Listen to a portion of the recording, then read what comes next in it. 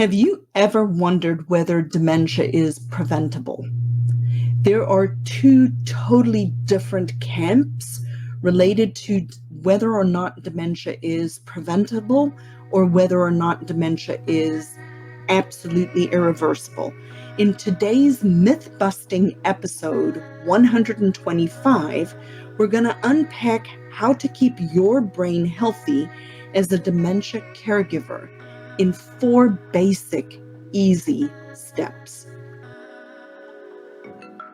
Have you recently found out someone you love has dementia, struggling to wrap your head around how to be a Christian caregiver? Searching for answers by joining countless Facebook groups but find them toxic?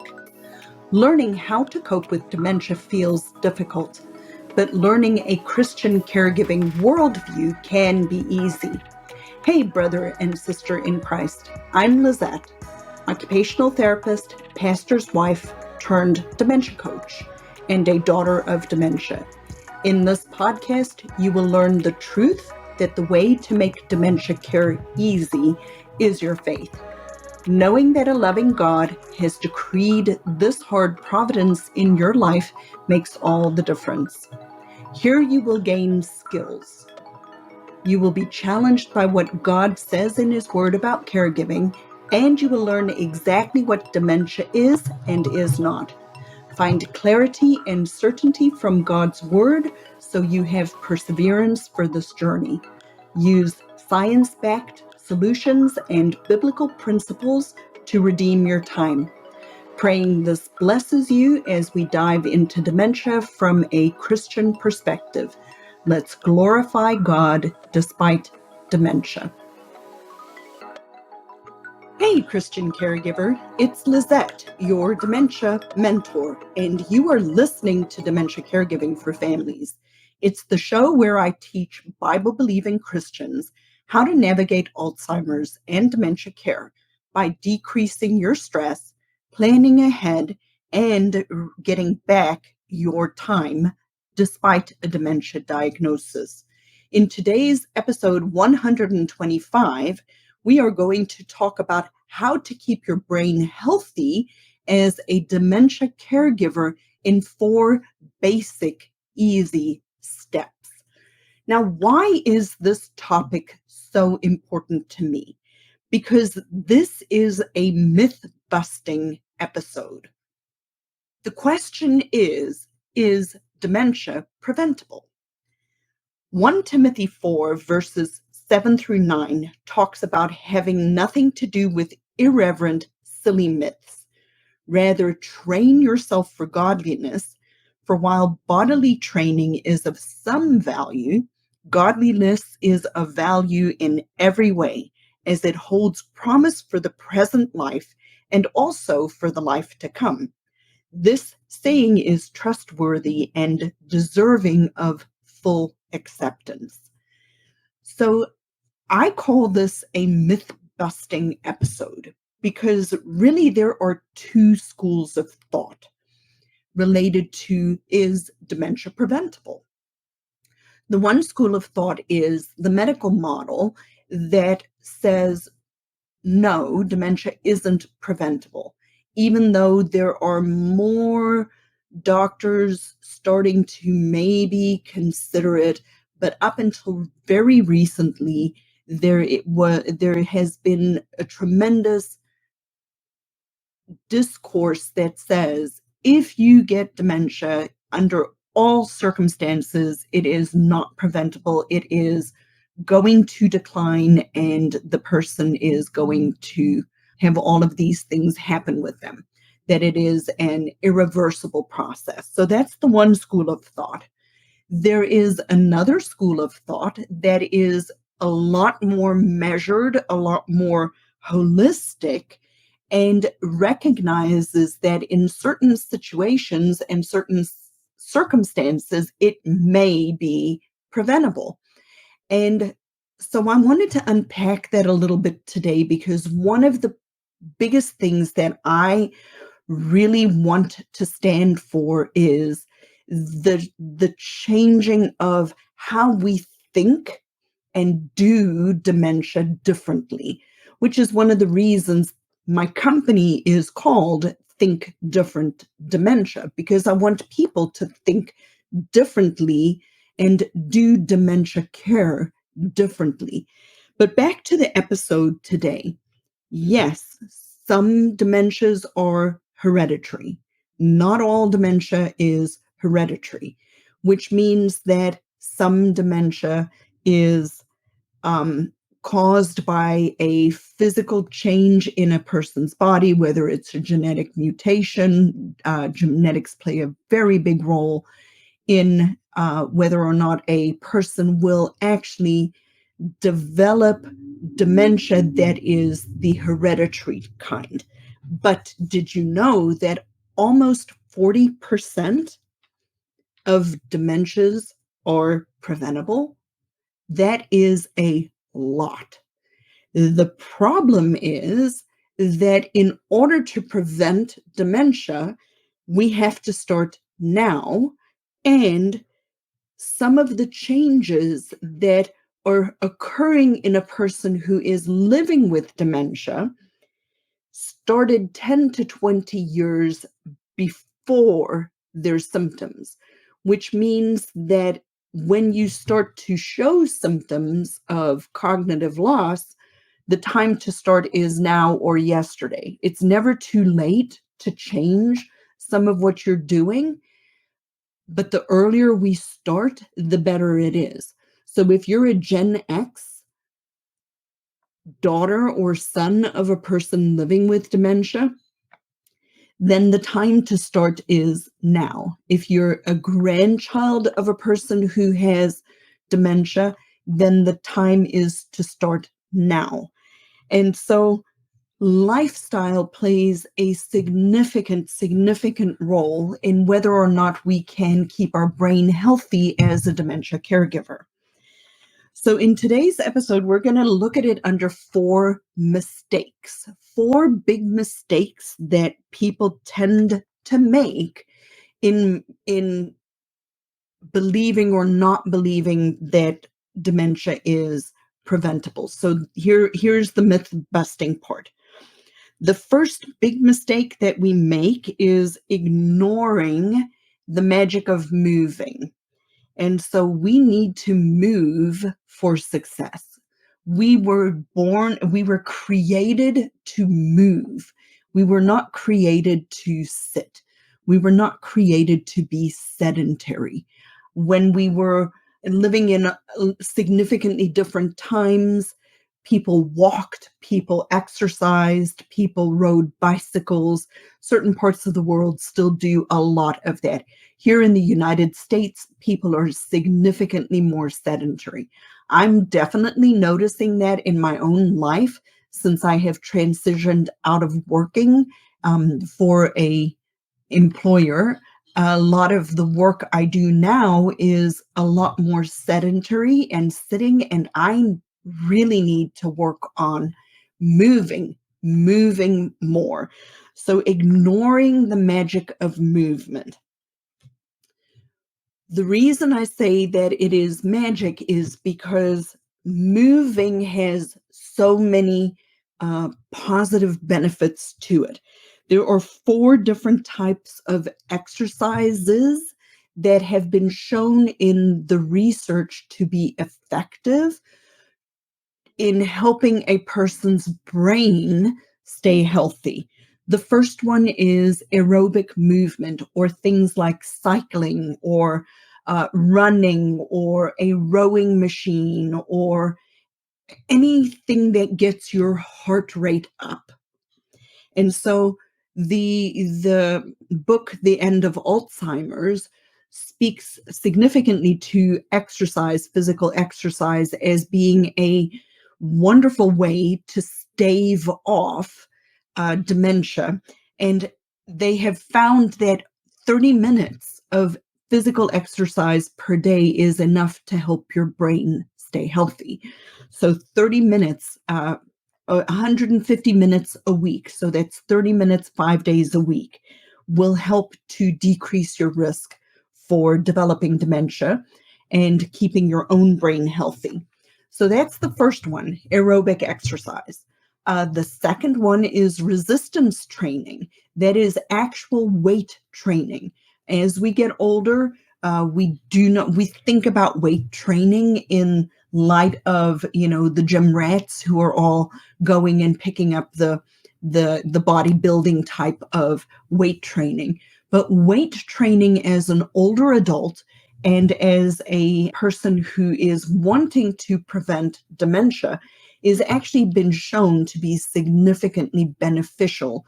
Bulking up your muscles and doing those kinds of resistance training exercises. And as an occupational therapist, I can tell you that resistance training is one of the biggest things that you can do to help yourself prevent falls and stay stronger as you're getting older.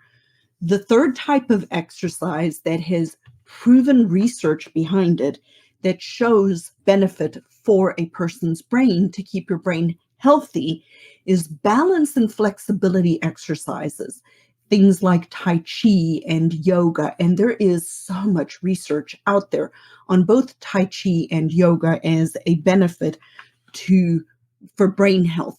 So that is the third type of exercise that is tremendously beneficial from a moving perspective to help keep your brain healthy. Did you know that caring for a person with dementia doesn't have to be this hard? If you are struggling and you would like to join our next free workshop, the topic of the workshop is 3 tips how to avoid challenging dementia behaviors without stress, anxiety, or burnout. I invite you to walk away with science-backed dementia caregiving skills that many professionals don't even know after attending this free workshop on Saturday. If you'd like to register, message me the word workshop on Instagram or check out the link in the show notes below. But the one that's my favorite is what's called open skill exercises. So what on earth are open skill exercises? Open skill exercises are exercises that there is an outside force that you are needing to respond to. And what I mean by force is not a weight or something like that.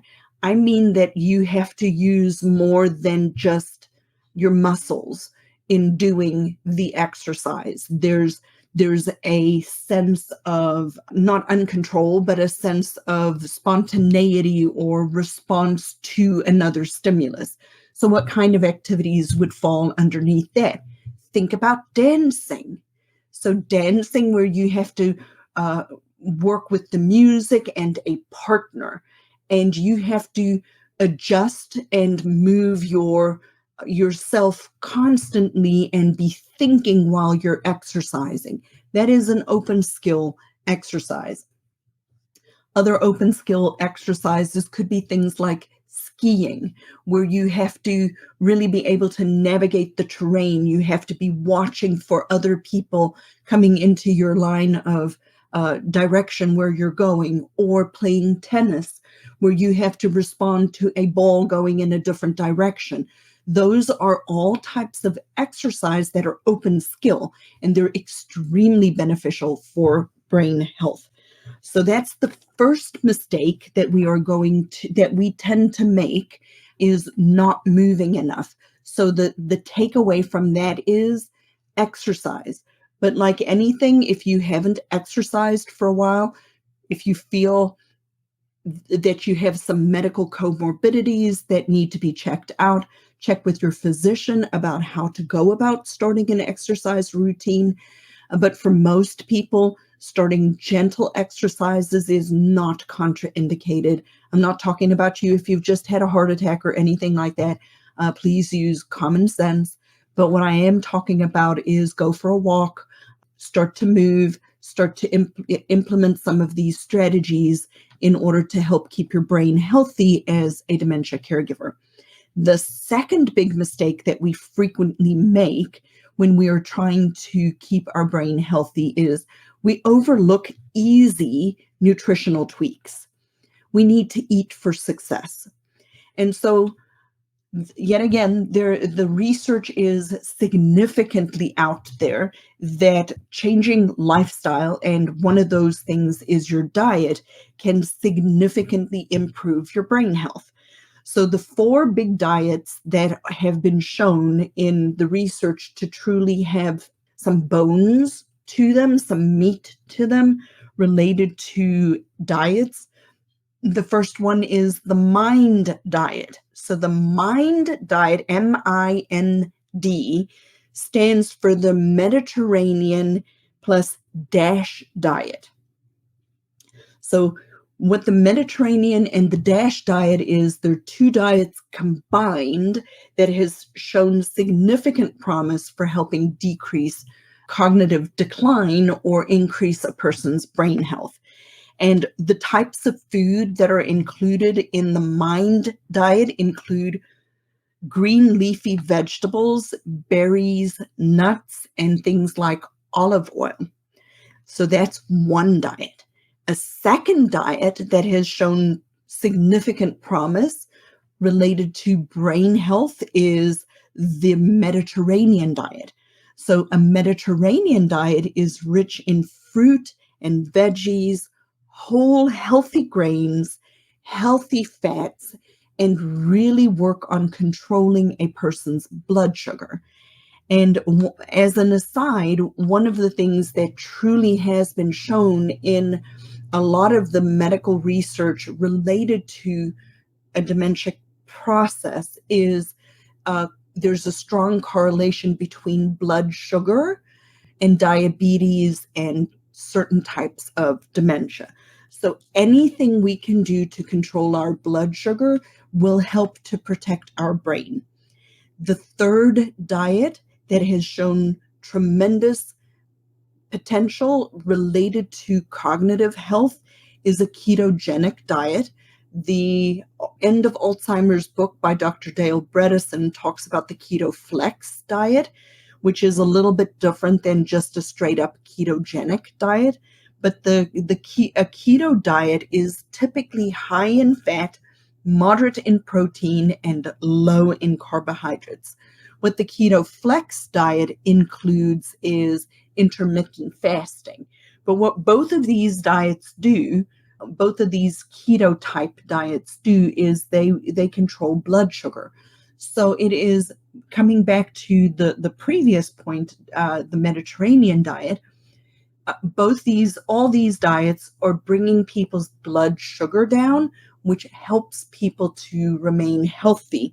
The keto flex diet by Dale Bredesen, Dr. Dale Bredesen from the End of Alzheimer's, includes intermittent fasting, which is been proven to show effectiveness in brain health and preventing the onset of dementia.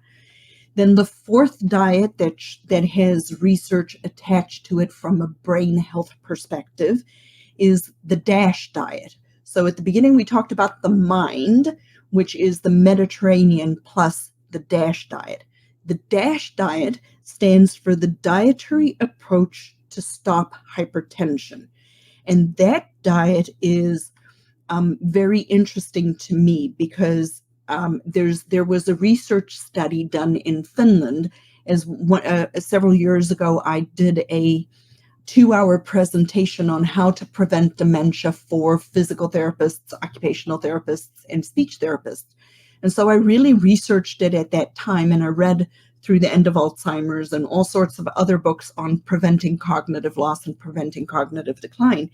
And one of the studies that came out that was highlighted is a study called the Karelia Project in Finland. And this study was a longitudinal study. It was one of the first ways that really proved that lifestyle changes can impact a difference in people's in a person, whether it be cardiovascular issues or whether it be cognitive decline or liver, all these types of diseases that when we change our lifestyle impacts our abilities, impacts our life. And this Karelia project in Finland was a study that was done in the 1970s, where this specific geographic area had a tremendously high incidence of cardiovascular disease and people dying very early and very suddenly of cardiovascular issues and heart attacks. And so what they did was they did a several pronged approach. The first one was they changed the person's diet. They changed the whole diet. The second one is people stopped smoking in the community, and the third one was that they put them on a cholesterol medication. Now, and there's a two-sided conversation to this, so I want you to just hang with me. What was found after that study related to the cardiovascular disease was that the people who followed those recommendations, the incidence of cardiovascular disease and cardiovascular death significantly decreased. The flip side of that coin, and this is my opinion and not a fact, but something that I know from teaching multiple dementia certifications, is that Finland is one of the top 10 countries in the world with high incidence of dementia. And one of the changes in the Karelia project that they did was the diet that they implemented, that they put people on, was actually a diet high in grains, low in fat, low in protein. So it was almost exactly the opposite diet that has now been proven to be neuroprotective of your brain. And now, 40 years later, we know more. 50 years later, we know more about how cholesterol impacts our brain. And I do not want anybody here who is listening to today's program to stop taking cholesterol lowering medication. That is not what I'm saying. I am not a physician. I am not recommending anybody stop taking their medication. But what I want to highlight is that there is a lot of research out there indicating and showing that cholesterol inhibiting or cholesterol lowering medications do impact people's cognitive abilities. Our brain is made up of cholesterol, and we need to have the cholesterol in our brain in order for us to function. But yet again, please do not stop taking your cholesterol medication just based off of a podcast, but do research it further and speak with your physician specifically if you are concerned about your brain health as a family caregiver of somebody living with dementia. But back to the DASH diet, the dietary approach to stop hypertension. It is high in fruits, vegetable, and whole grain. So it's a combination of these 4 different diets, and I'm very sure that we can find more diets, but these were the 4 that, when I did a research on it, showed has the most body of evidence behind it related to preventing dementia or keeping your brain healthy as a dementia caregiver. So yet again, please, related to the research project that we just talked about, I just highlight that project to bring out that yes, cardiovascular disease was lowered in that community, but 50 years later, Finland is one of the countries with the highest incidence of dementia. And so I do not believe it's a one factor type of a deal. I believe it is multifactorial what goes on with dementia. Dr. Bredesen speaks about 36 holes in a roof or 36 contributing factors to a person developing dementia. So therefore, it's not just one thing that necessarily causes it, but all these things work together. And so diet is definitely something that we all need to look at in any case to stay healthy. So the third mistake that we make as we are trying to keep our brain healthy is we dismiss the playful mind challenges. Now, what on earth do you mean by that, Lizette? Well, We need to think for success. And so when we our brain is a highly efficient machine, for lack of a better word. It's a highly efficient organ that is designed to conserve energy. And we conserve energy by doing things routinely and familiar. The more we can create habit, good or bad habits are habits, but the more things we do habitually, the more brain power we have to do other things that we need to be thinking about. The flip side of that is oftentimes as we are retiring or as we're slowing down in our lives, we're not working anymore, we're not coming around as many people, we're not raising our children, we're not having to help them with their school.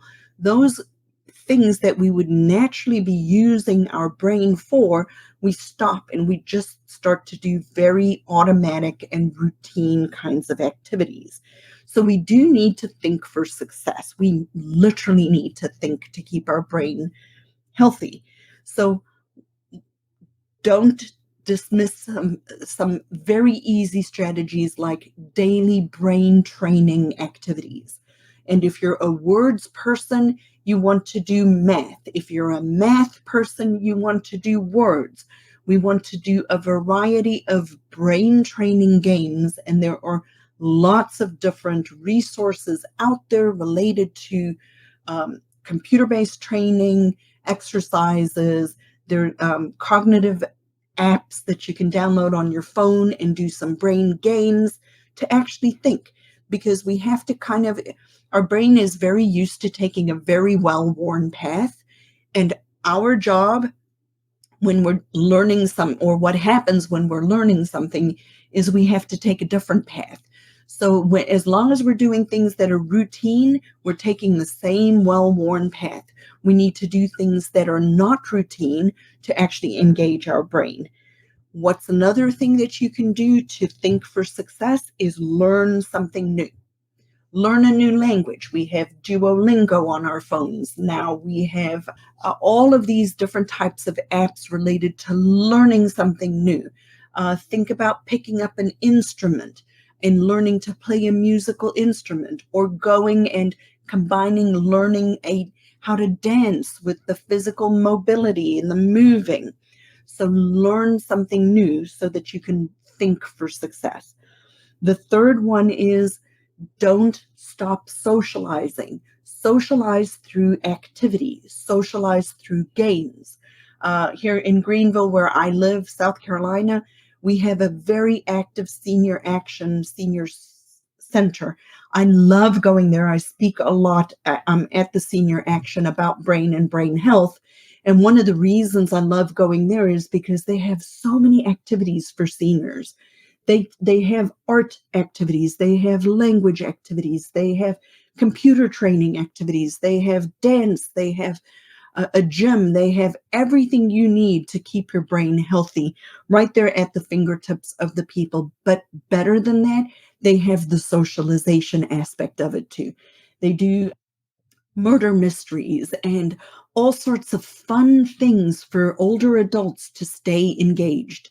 So check out your local senior center and see what kind of action they have there that you can engage with. And if you're not a senior, then you need to consider joining some groups where you're learning things, where you're socializing with other people.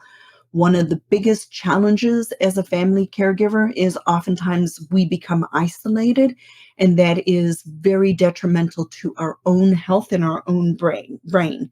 And the fourth strategy for thinking for success is prayer. Oh, go to the Lord in prayer. Prayer is so valuable to be able to use and actively use your brain. Journal. My morning routine is I read. I have a really well-developed Bible reading program that I've developed for myself over the years, and if you guys are ever interested, I'd be happy to share. But I read the Bible in the morning, and then I jot down in a journal verses that speak to me that day, and then I reread them as I am going to pray, and then I journal about them as that's my prayer. That's my prayer journal in the morning. And another good opportunity for you to develop a skill, if you haven't been doing this, is scripture memorization. You're never told to memorize scripture, or memorizing a catechism like the Westminster Shorter Catechism, or any kind of a way of memorizing and internalizing the knowledge from the scriptures can also be a way to really engage your brain as well as improve your relationship with the Lord. Now, the fourth mistake that we make is we underappreciate sleep and stress reduction. Sleep and stress reduction are vitally, vitally important to keep your brain healthy. So we underappreciate unwinding for success. And this plays a significant role for us as we are family caregivers who are stressed in any case because of all of the responsibilities and the things that we are juggling as a family caregiver. And I recognize that there are some of these barriers, and I'm not minimizing them, not at all. But a mistake that we make is that we do not realize how vitally important sleep and stress management is for our own brain health. We have to unwind for success. So here are 4 quick strategies for you related to sleep and stress. Number 1 is have a very, very, very strict sleep routine. It has been shown and proven time and time again in the research that the most effective way to manage your sleep is to go to bed at the same time every day and get up at the same time every single day. Sleep hygiene includes things like having a very well set out evening routine that makes you, that gives your body the cue, the signal that it's time to go to bed. My husband has had insomnia ever since we've been married, and we will have been married 31 years in September. And I can tell you that if we waver off of our evening routine, our normal sleep hygiene routine, then he does not sleep well at all. So we have to follow a very strict routine. You can come up with your own routine. Every person has things that work better for them. But the best, when we come to point number 2, we'll talk about blue light, but switch off your computer about an hour before you need to go to bed. Put away your phone, all of those kinds of things. And we'll talk about that in point number 2 here. But your sleep routine is extremely vitally important. What's even more important than going to bed at the same time every night is getting up at the same time every morning. And this is significantly challenging for us sometimes when we're family caregivers and the person we're taking care of does not sleep well at night. The risk that we take then is they are up until 1 or 2 a.m. And so then we go to bed and then we're tired, so we don't want to get up the next morning at 10 a.m. But the more you can stay in a routine, the better everybody will actually sleep.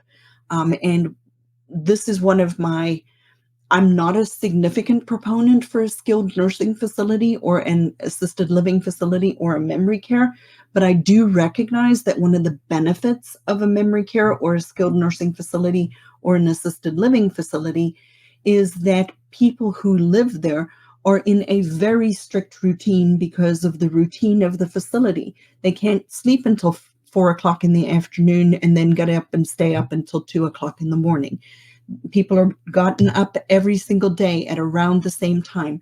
They follow a very structured routine in when meals are, when meds are, when showers are, etc., which makes the fabric of the day be easier. Whereas at home, if things are harder, it's easier to let a person sleep because I didn't sleep last night. So maintaining a good sleep routine and a sleep hygiene is vitally important for your brain. The second point under this is blue light is terrible for you. You need to limit, especially at nighttime, the blue light. So you either need to get blue light blocking eyeglasses if you're going to read on a tablet, or put your computer or your device on a blue light blocking setting, because blue light actually inhibits our own natural production of melatonin, which is the hormone that we make about 90 minutes before we go to bed. So when we don't limit the blue light coming at us specifically at night, then we are less likely to be sleeping well. The third way that we can unwind for success is art or music. Art or music therapy, learning something new. This ties back into the previous one where we were talking about what you can do to think for success. And so you can go take art lessons so that you can unwind. You can go learn music instruments, or just do some art therapy or music therapy. There are actually therapists who do art therapy and music therapy. So that's something that you can do to help you relax and de-stress. And then the fourth one, and this is one of my favorite, I call this my chicken therapy, and that is being outside in creation. One of my ways when I'm stressed that I unwind, if you guys don't know me super well, but right now we have 20 chickens in our backyard. I'm the chicken lady. I love my chickens. It's one of my most favorite activities to go do. We live in a city, but we live in a city outside of city limits that we can have chickens. And so we actually live in the middle of a built-up area, and a very busy road in the front, but in the back, I have a lovely backyard with my chickens, and my husband and I will go sit in the backyard, and I will just sit and watch my chickens for a long time. They give me so much joy. But being outside in creation, that can help you to decrease your stress. And an added benefit of being outside in creation is the sun is vitally important for us to create vitamin D. That's a bonus point for today. That's a bonus tip. So this was a quick little episode on how to keep your brain healthy as a dementia caregiver in 4 basic steps. And what we looked at today was moving for success. So physical exercise. We looked at eating for success, changing your diet, and how diet impacts your brain's ability to function. We looked at thinking for success, actually engaging your brain and using it to do something new. And then the fourth one is unwinding for success, sleep and stress relief and stress reduction. So I really hope you enjoyed today's myth-busting episode, a little bit different than what I've been doing, but I really have noticed that people like the episodes where we talk about something that's what I call myth-busting, a different view on a particular topic. And I would love to invite you, if you haven't been to one of my free workshops, I'm inviting you to come to my next free workshop, which is June the 8th at 10 o'clock Eastern Time. It's about 2 hours. It's super interactive, and we talk about tips to manage challenging behaviors. So I really thank you for being here, and as I usually try to remember to end my episodes, may the Lord bless you and keep you. Thanks for joining me today, Success Seeker. I pour my heart and soul into this program to serve you. You can serve me by leaving a review on Apple Podcasts, and join our free Facebook group, Dementia Caregiving for Families.